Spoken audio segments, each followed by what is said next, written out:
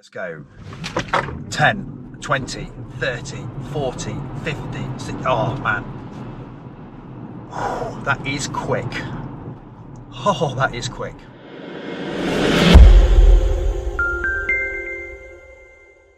Please remember to check out our other videos and click on the subscribe button and click on the bell icon so you get notifications each time we upload another video. This video is brought to you in association with Just EVs, where this car and many other new and used EVs are available for sale and test drives. Hi folks, and welcome to another episode, and I am well happy about this one, and that's because I am stood with the amazing Polestar 2. I can tell you the build quality, the way it feels, everything about it is absolutely first class, and that is nothing less than what you expect from Volvo. So let's just walk around and have a quick look at it. I wasn't sold on the looks. Well, I'm not going to say I wasn't sold on the looks. I felt like I needed to see it in the flesh, and now I've seen it in the flesh, I'm completely sold on it. I mean, just to show you, can you see the flare on them arches there? Let me move in a little bit. It looks like a muscle car. It's just, the sun's right there. Let's go to the other side. The flare on those arches, it just makes it look angry, makes it look ready for business. You can see these rims here. Look at the size of those. They are 245 20s. So nice Brembo calipers in there, nice gold colour, gold valve caps as well. Drilled and vented discs on the front. Come around to the rear, and you've got a solid disc on the back, but again you've got some nice gold calipers.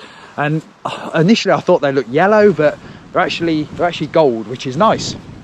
Okay, looking at the front, see a little camera there. There's your front radar for all your driving assistant and everything like that. And then if you look just on the top of the screen there, if you can see it, you've got another sort of autopilot kind of camera. Right, let's get in the boot.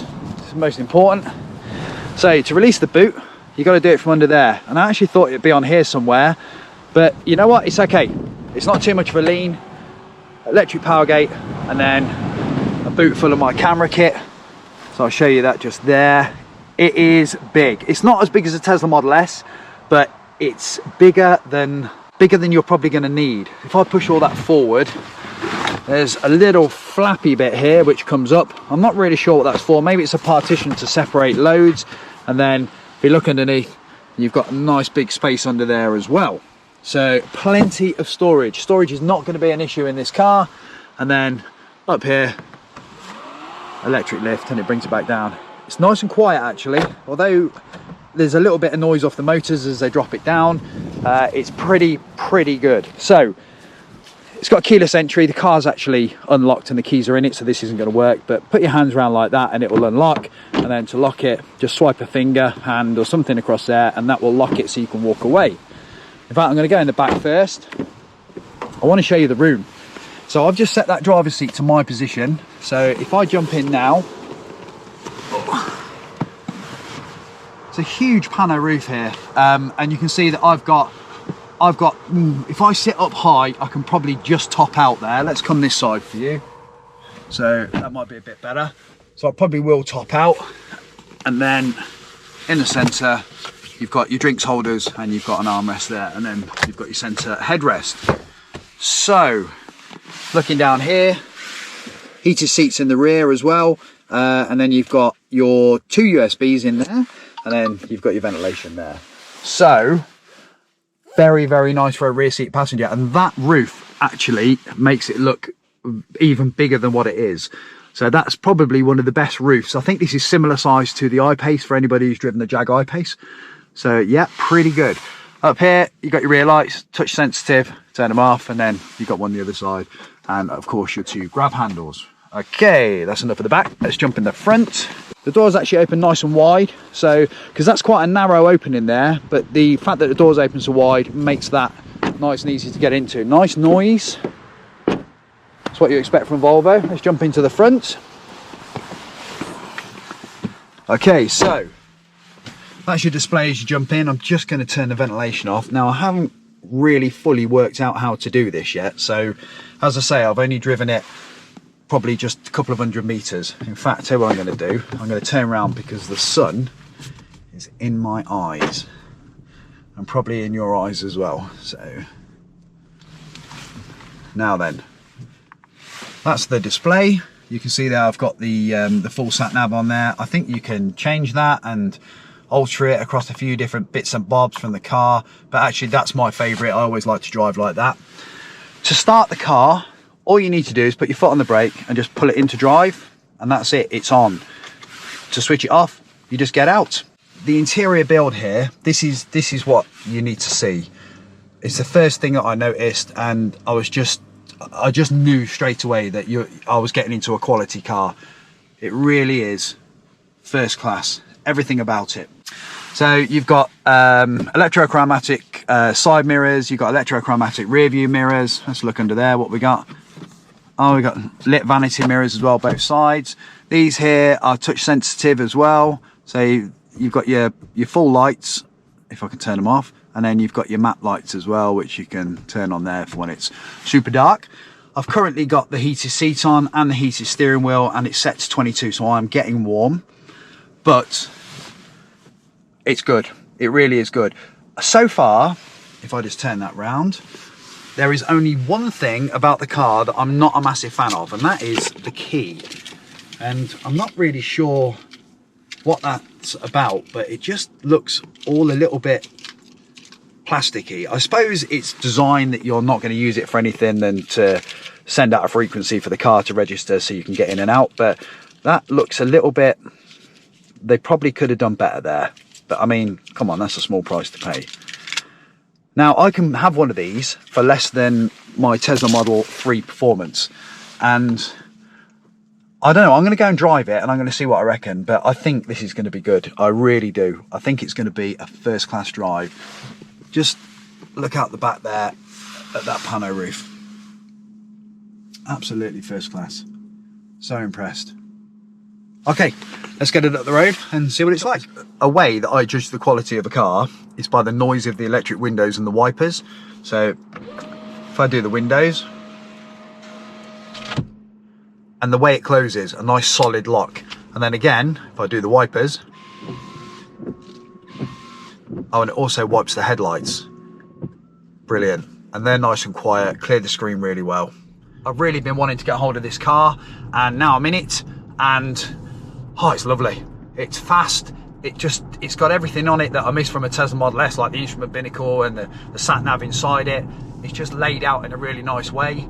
The suspension's nice and firm, but not too firm that it's bordering on Tesla Model 3 territory. The infotainment system, now I've read reports about that being a bit glitchy and a bit slow, and I've seen it myself on one model, but I think they've done a software flash and they've upgraded it because everything's worked perfectly. I'm flying through this because my adrenaline is running, but the car itself is just beautiful to drive. Again, I'm driving down quite a tight road that I use regularly, and it's just the handling and the performance. Oh, that's not to be sniffed at. So let's talk about the handling. Tucks into the corners nicely, and you feel that when you go into the corner, it's going to bring you out the other side nice and easily. You're not going to have any dramas. It's very similar to a Tesla Model 3, in fact, but not the performance, the long range in terms of the suspension. So it's firm, but it's not too firm. They've got it just about right. The performance model that this is has adjustable shockers. You've got to adjust them yourself. You can't do it through the infotainment system, but they are adjustable if you wanted to play around with it and maybe stick it on a track or something like that. So you've got that option. Big 20-inch rims, just, oh, I can't tell you how this drive is feeling. It's feeling lovely. Obviously I've got to be careful with it because it's not mine, and I do not want to damage it. It's done 20 miles, so I need to be careful. Sitting in the driver's seat, yeah, really nice, good bolster support, good support on the seat squab as well.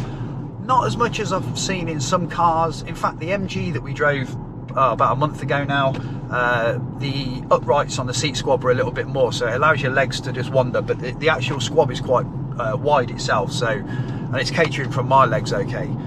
This centre armrest is nice height, works well, although not with the drink in there, it doesn't, where I want to rest my arm. And the gear selector, which you won't be able to see, is just You just push it and pull it. It's as simple as that. And the park button is just a park button.